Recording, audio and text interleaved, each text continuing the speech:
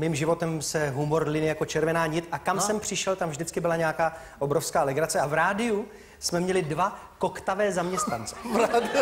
Pozor, nevysílali, ne, pro boha. To si dokážu představit, jak sedí a říká, vážení posluchači, bude, teda už je přesně, a vlastně už by bylo 12 hodin. To ne, ale...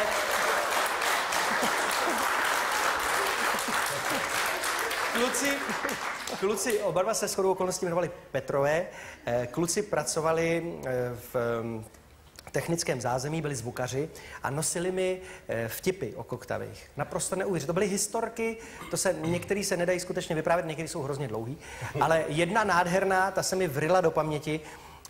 Jestli můžu, já ji zkrátím, ona má 13 minut, ale já řeknu strašně krátce. V Praze na policejní služebně zazvonil telefon.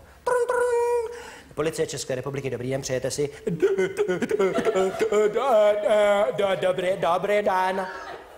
Dobrý den, přejete si? Tady leží a chcíplej kuň. No a co máme dělat? Kde ten chcíplý kuň leží, prosím pěkně? On leží na Václavském náměstí.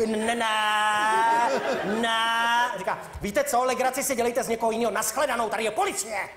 Položí to. Uběhne hodina. Je Policie České republiky, Praha 1, prosím. Dobrý den. Dobrý den. Přijete si? Jo, tady leží a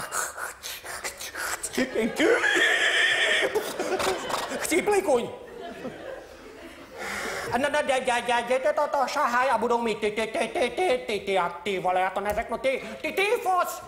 A okolo to hrozně smrdí a mouchy tady lítají a foj. Říká, dejte mi pokoj a laskavě mi řekněte, kde ten chcíplej kůň leží. On leží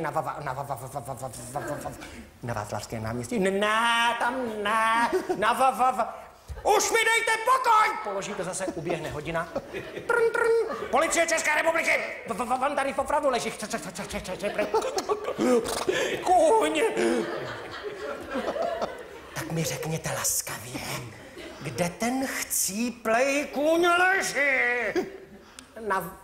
Ale pomalu. Ten chcíplej kůň leží